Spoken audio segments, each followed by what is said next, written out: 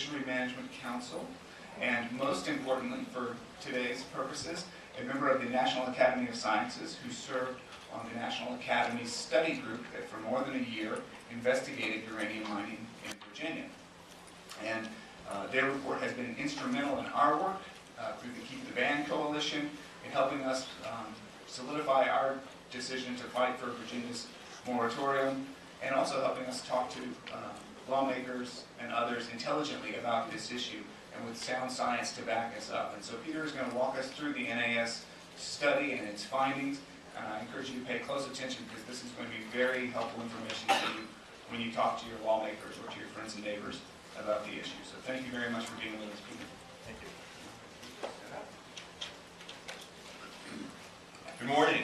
Good morning. It's a pleasure to be here on another lobby day, lobby presentation, training, preparation for the General Assembly. My wife was asking me, when was the first time you attended one? First time I attended a function such as this was more years ago than I'd like to remember, and we were setting the agenda, and it wasn't BCN, it was CCDA, and we met down at Main offices. And here we are today.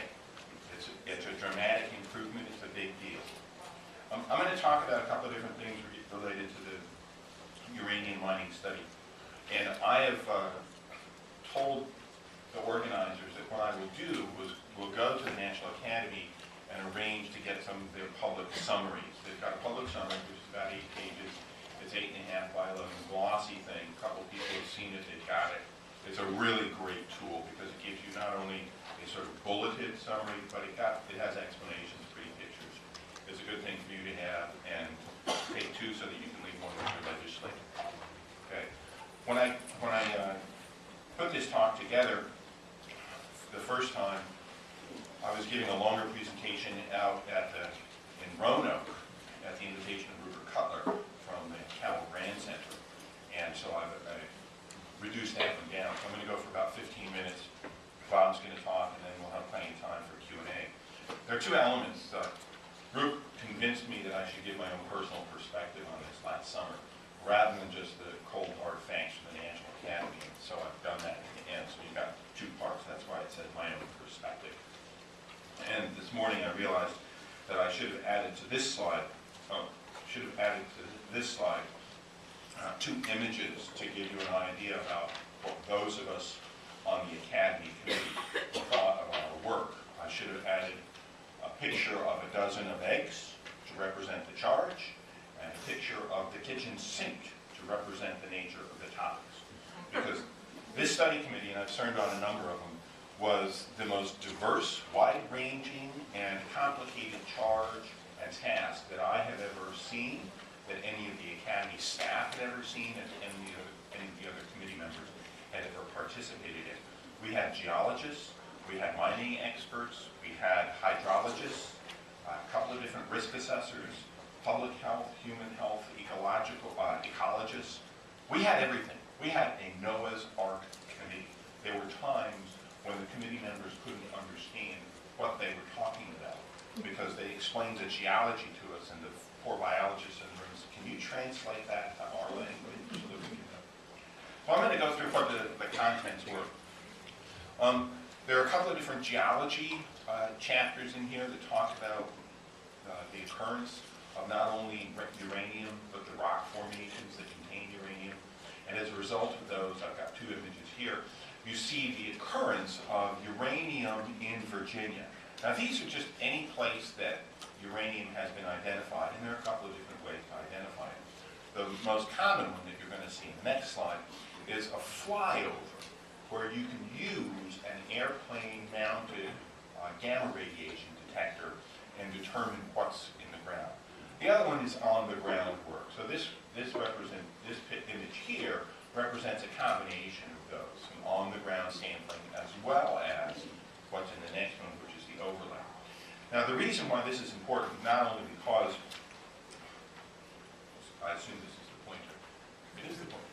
Not only are you able to see the Coles Hill deposit here, right there in the middle, and the committee's mining experts and the people who work on this worldwide said, you know, under present conditions, that deposit is the only one that's commercially viable. Everybody who's got any expertise in the area pointed that out, emphasizing under current conditions. There are other deposits in other places, and take a close look. They're all there, and the committee didn't attempt to delineate which ones might be commercially available or worthwhile in the future. If we take that same data, this is one of the images from which those points were drawn. This is the scan when you do the flyover and then you put all those images together and you guys get a nice little map. There are a couple of things that surprised me. One of them was that there's a deposit over in Gujna. Well, that's not really uranium. It's one of the other products. And it's not really mineable in terms of being financially practical. And then you'll see one down towards the southeast. The one down towards the southeast is a very different sort of occurrence of uranium. It's much closer to the kind of uranium, surprise, that we're getting out of Florida. What? Yeah, Florida has uranium that comes out of a different extraction process entirely, phosphates. So it's because of the chemistry and the geology. They occur together. So it's entirely possible that uranium could be mined down there in the southeast sector. And then we've heard before that there's uranium that runs all through here, and North Carolina is aware of the fact that there are uranium deposits that cross the border. Geology does not know about state borders. We also examined, you'll see on your left, the image of the geological formation immediately in the area of Coles Hill. And then you'll see on your right, a cutaway schematic diagram of what a mine might look like. We talked about mining the process, past mining processes and activities, and current. One of the things that we noted is that a modern practice that's used in the western part of the state is not applicable here. And that's where you leave the rock in place. It's called in situ. You just leave it in place, and you run your leachate chemicals through the ground. It doesn't work when you get 40-some odd inches of rain, and when you've got the sort of soil and rock that we have. So that doesn't happen. That's not going to happen. So either you're going to dig a hole and do an open pit mine, or you're going to dig down into the ground for an underground mine. And this depicts what the underground mine might look like. There are a lot of improvements in mining practices for both uranium as well as other things, because mining is inherently one of the more dangerous practices, one of the more dangerous jobs, second to fishing, commercial fishing.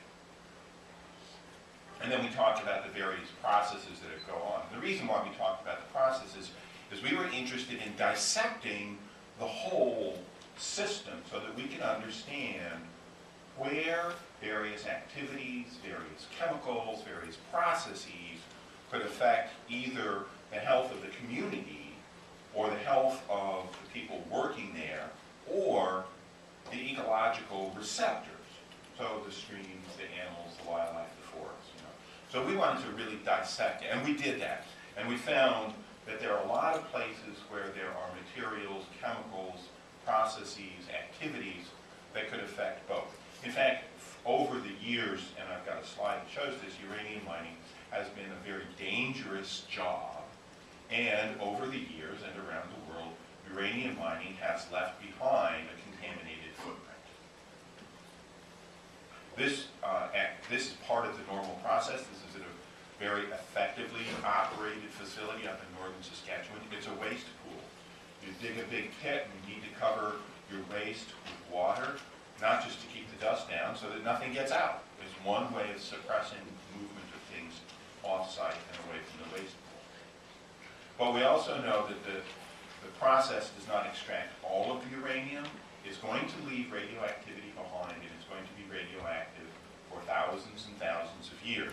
That radioactive waste on site will have to be managed experience of managing waste from uranium practice is less than 100 years old around the world. It's even less than that in the United States. So we have a little bit of time compared to, of experience compared to the total times we're going to have to carry out this activity.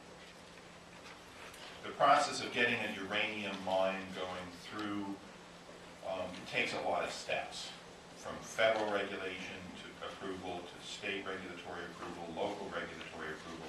And this figure is intended to show you the process that would have to be started, and some people would say the first couple of steps have already been tentatively taken.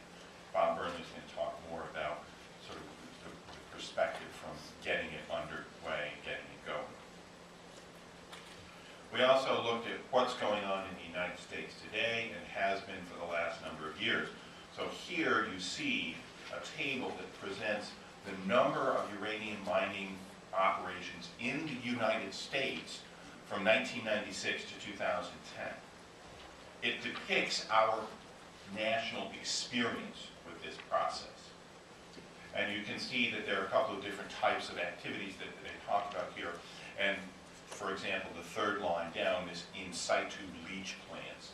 That's the process that nobody pretends could happen in Virginia just because of the geology and the rain. It can't be done physically.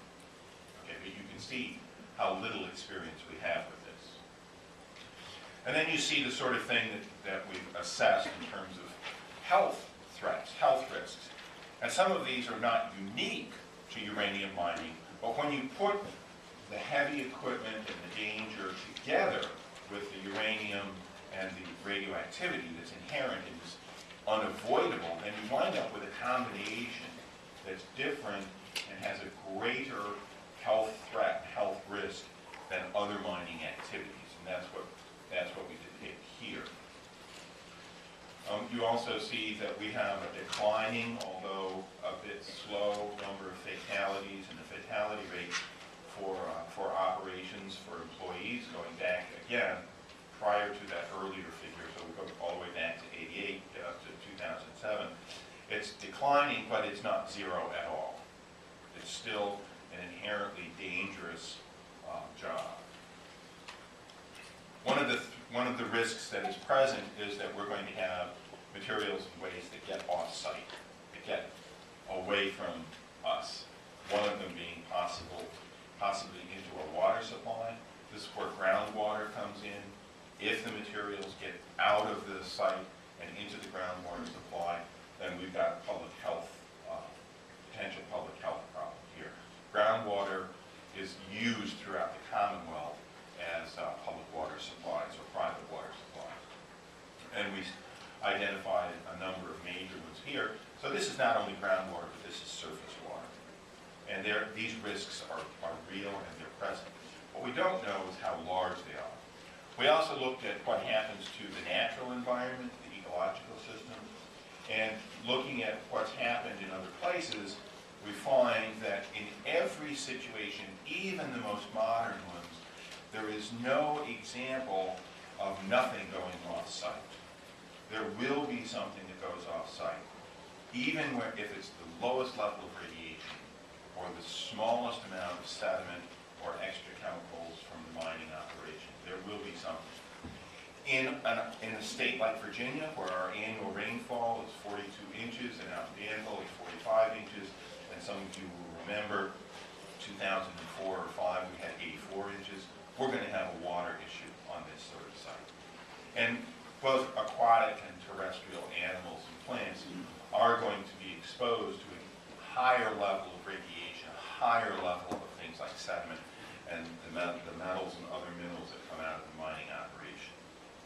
So if I can take a couple of slides here and then take off my National Academy hat and put on my hat as an environmental scientist, private citizen, and longtime participant with VCN activity, there are 4 areas that give me concern. One of them has to do with the whole nature of the operation being intended to be, it's a profit-making operation. The good news about that is, if it's too expensive, they're not even going to attempt it. The bad news is the idea is to make money.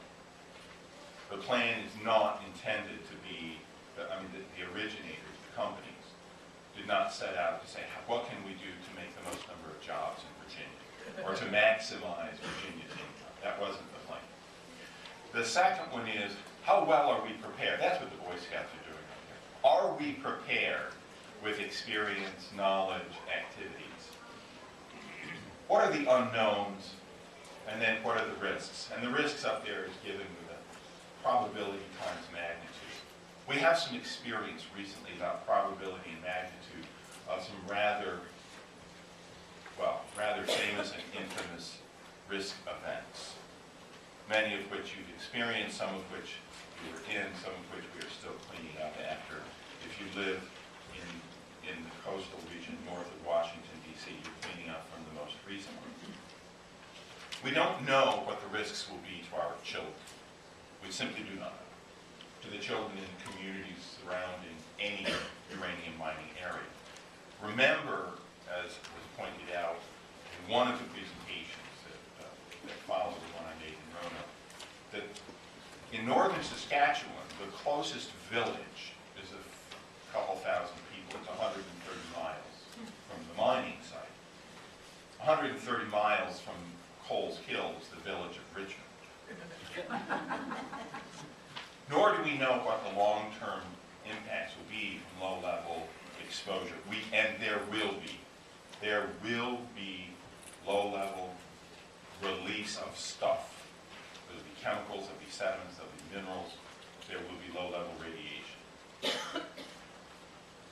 And then we won't know how the next, not if there's a next, how, where, and when the next disaster will have an impact on any of these. I'm going to take questions at the end. Some of you may recognize that last photo. I was standing on my mother-in-law's front porch when the derecho hit back on June 29th. I didn't want to think of what would happen if that came through a uranium mining site. So thank you very much, and I will answer questions later.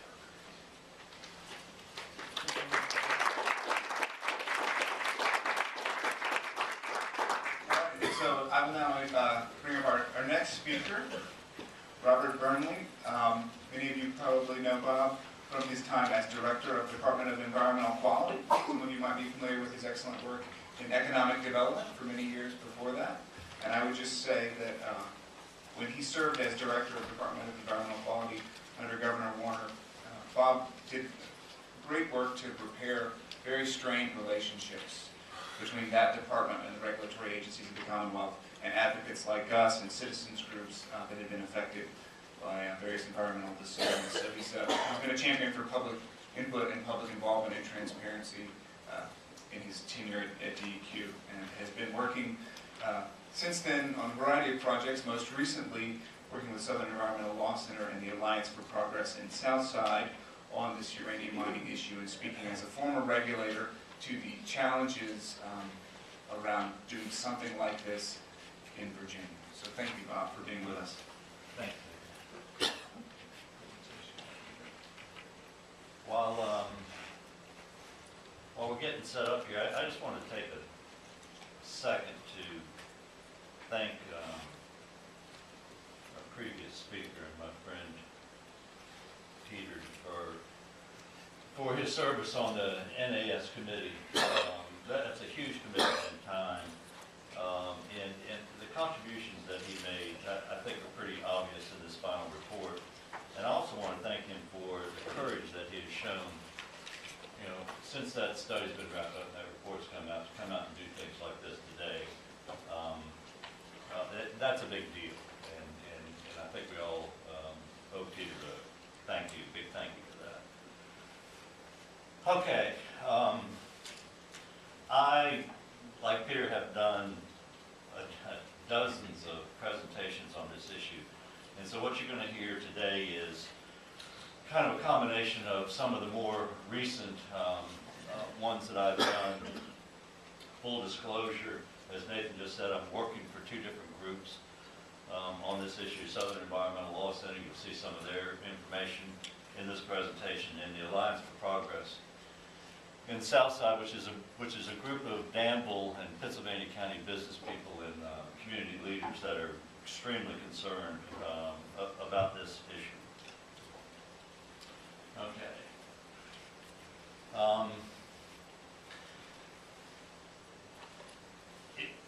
I think there are 4 primary things that you all, and I'm sorry, this is like a 2-semester course, so we're going to go through this in 10 minutes. Listen fast. When you're out there talking to legislators, and I hope that you all will do that, there are 4 basic things that I think are important. We hear about mining. You know, people talk about uranium mining. Uranium mining is one of the issues. You know, but it's not the primary issue. The big threats come from processing, from the waste that are left over, from the milling process. And so whenever we talk about mining, I think it's important that we talk about mining and milling and the disposal of those wastes all together, because they're not separate.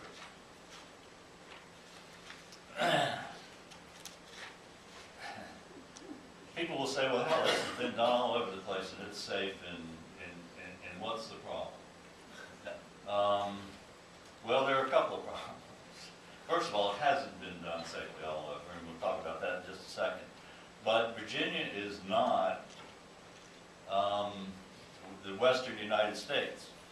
And I've got some quotes up here on some of these slides from the National Academy of Sciences. It's not, Bob standing up here saying it. It's a bunch of experts that are saying these things. That's an actual picture of Hurricane Gaston in Richmond a few years ago. For those of you who live here, you probably still remember that. The city buses were floating. And then we have the comparison of where this activity is routinely conducted in the western United States.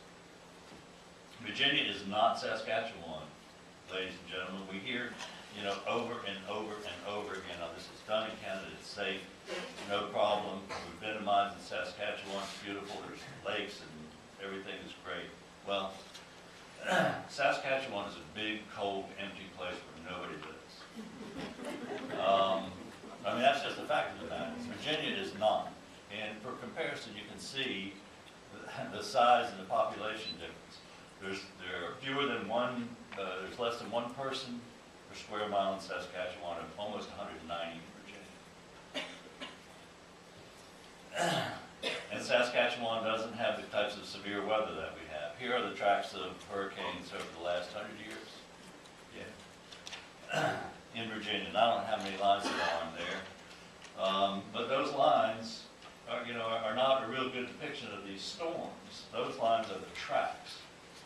You can see how many of them there are. But look at this satellite image of an actual storm. I mean, each one of those lines represents something like this. Here's a storm that's covering almost 3 states. And you can see there also the listing of the number that there have been in the last 40 years.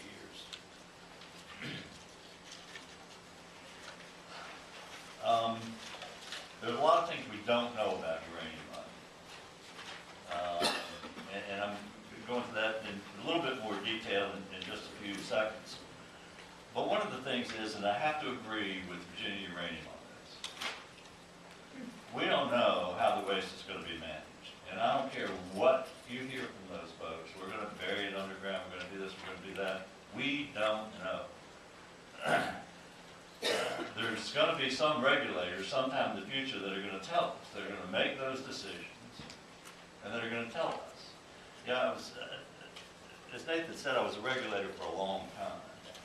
And I can't remember ever someone coming in to the Department of Environmental Quality or the State Water Control Board, one of its predecessor agencies that I also worked for, coming in with a permit application and saying, okay, here's what we're going to do.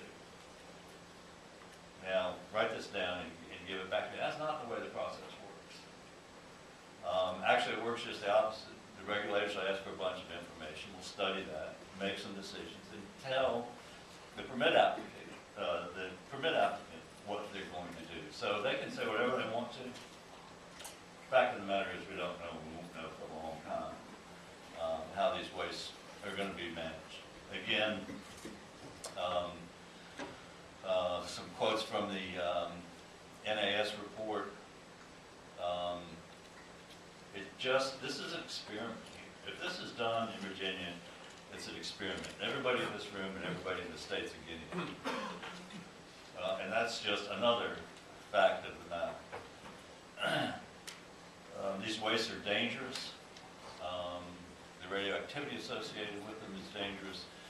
And some of the other constituents that are included in these wastes are dangerous. Peter had a slide that talked about things other than radioactivity that are threats to water quality. There are a long list of those. You don't want to see that sign in your neighborhood.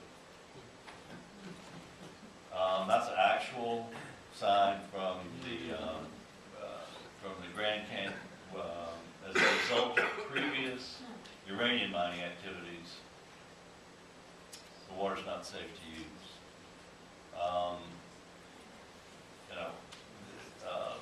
These storage facilities that are supposed to last for thousands of years, the liners have been tested for 25 years, are going to probably fail at some point. There's going to be some leakage. The potential for catastrophic failures with the weather that we have in Virginia is significant. And another thing that doesn't happen out west is there's going to be constant discharges, wastewater discharges from this project. These mines and disposal cells are going to have to be dewatered. The groundwater level is about 30 to 35 feet in Chatham there in Tulse Hill. So to keep water out of the mines and out of these disposal sites, there's going to be a lot of pumping of groundwater. We don't know how long, but there's going to be an impact on private wells, on surface water. Groundwater and surface waters are connected. On agriculture, the people who use surface streams to irrigate their crops, there's a very good possibility that, especially during the drier and warmer times of the years, surface stream flows will be impacted by all this dewatering.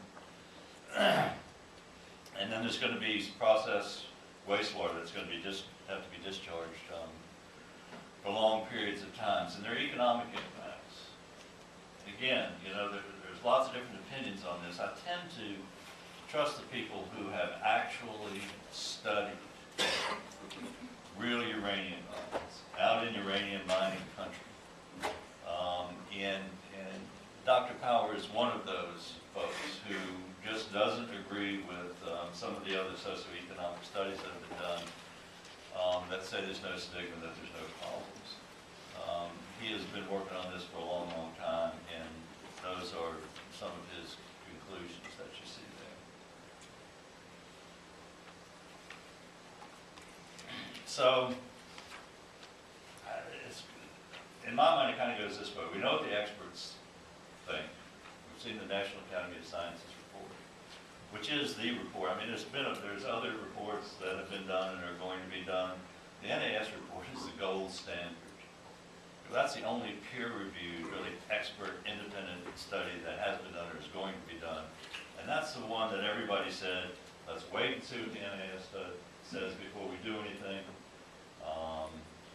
Mr. Coles, the owner of this uranium deposit, said there would be no end runs around this study, around the results of this study. Whatever it says, that's what we're going to do. Everybody agreed to it. Well, it didn't really turn out the way some people thought. So we're doing more studies, but we know what the experts say. And now we're starting to see what the people say. This was a scientific poll. It was not one of these, newspaper things where you can get online and click as many times as you want to. This was a scientific study conducted by VCU. The Alliance for Progress did this study. The people in Pennsylvania County don't think uranium mining is a good idea. We know that all of these communities And this slide was made a week ago, and already we have to add the City of Martinsville and the Virginia Farm Bureau to this list. All these large communities, the Hampton Roads Planning District Commission, VACO, VML, have all passed resolutions opposing uranium mining. So we know what the experts say, and we know what the people think. You know, we've got the NAS, we've got the economic development experts. We know what they say. We know what the people say. So now we're told, well, you know, okay, but we can regulate around this thing. You know, we can pass these regulations, and that'll save us. That'll protect us. Well, I've been doing this for 40 years. Coincidentally started in 1972 when the Clean Water Act was passed, and was concerned about my future at that time because they said water pollution was going to go away in 1985. That's what they said. And that's federal law.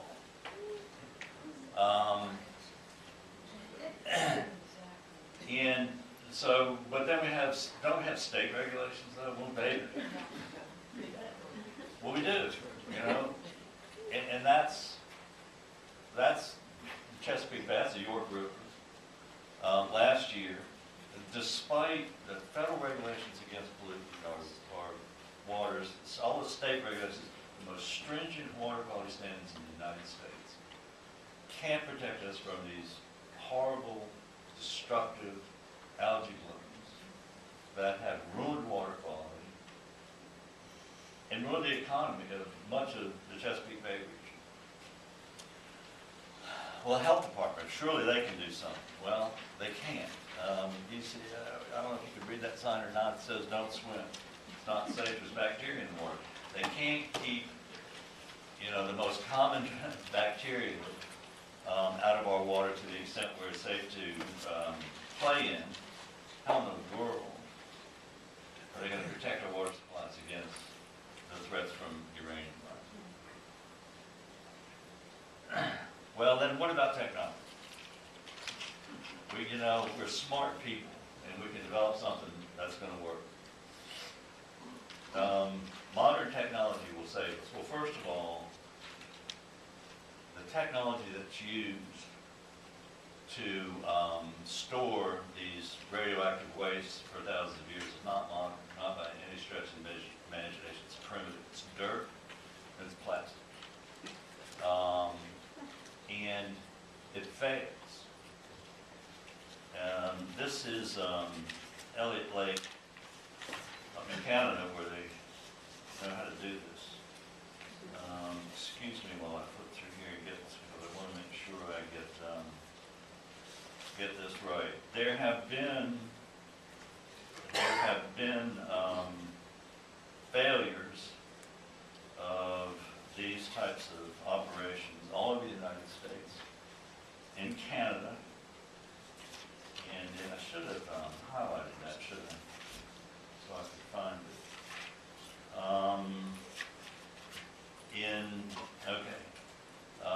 This is 2 million liters of tailings that because of a power failure.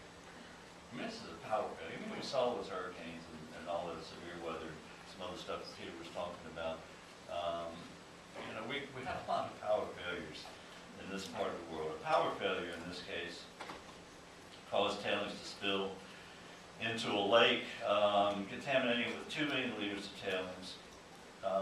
In 1979 in New Mexico, another failure, 1,000 tons of radioactive mill waste and millions of gallons of mine effluent flowed into the Puerto River and 80 miles downstream. There have been failures similar to this in Wyoming, in Colorado, in Utah, in South Dakota, in Africa, in Asia, and in Europe, and pretty much wherever this has been tried. Well, you know, we got regulations and we got technology, and this is what the result of that is. This is a landfill in Central Virginia. This happened this year. It's in compliance with all the rules. It's in compliance with all the laws. It's in compliance with its permit one day it rained a little bit more than they expected.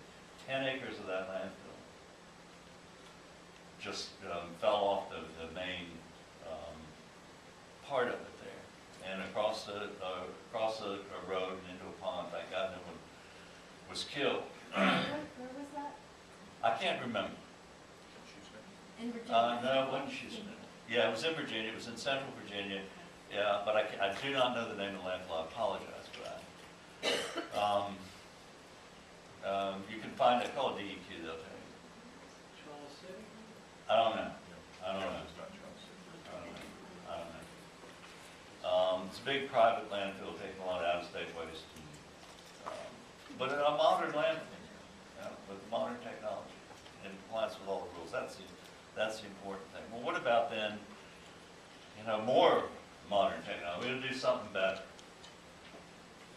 Well, I mean, when you think about it, I mean, what is more, where can you find higher technology than the American space program? Man on the moon, International Space Station. I mean, it's remarkable, but it doesn't always work. And sadly, as we know with the Space Shuttle Columbia, we're just not as smart sometimes as we think we are, we hope we are. We have things called blowout preventers. And their job is to prevent blowouts in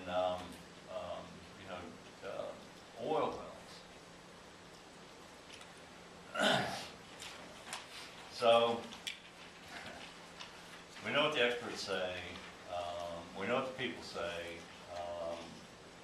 I'm skeptical about the regulations and technology being able to protect us. And then we've got the National Academy of Sciences report going on about the regulators and how really nobody's really done this before in this part of the world. We've got a report out now that some of you have probably read. That's going to explain to us, I think, about what needs to be done to do this properly. But I urge you to keep in mind as you're going through that, you talk to your legislature, some of those examples that I've been through. So we don't know. Here's what we don't know about it. We don't know what kind of mining techniques are going to be used. We don't know if it's going to be an open pit. We don't know if it's going to be an underground mine. We don't know where the mines will be. As Peter said, all the experts say this is the only deposit that's economically recoverable. Well, that's because there's no mills in Virginia now. And the economics of this change once a mill is built. And you don't have to take your ore halfway across the country to get it processed. You can just take it down the road to Chatham. There may be many more mines. We don't know how many there'll be. We don't know where they're going to be. We don't know how the waste is going to be managed. We're not sure about how to regulate mining. We certainly can't predict what's going to happen when a tornado or an earthquake or one of these hurricanes passes through the mining site. We know it's going to be bad. We don't know how bad it's going to be. So I think it's important as you're thinking about this and talking to your legislators about this, your family members and other people, ask these questions. I don't think we have all the information that we need to make a vote. I mean, we're going to take a vote on this, and we have all, that list of things that we don't even know the answers to those questions. From the information that we do have, I think it's clear that the risks far outweigh the benefits. Can they be effectively managed? I don't think so, and I don't think so for those reasons right there. It's not Saskatchewan. We have people. We have severe weather. We have well-established community, especially in agriculture, tourism. It's going to be is potentially affected. We don't know what you're going to do with the waste. There are a number of downstream water supplies that are threatened, and obviously the weather threats are too great.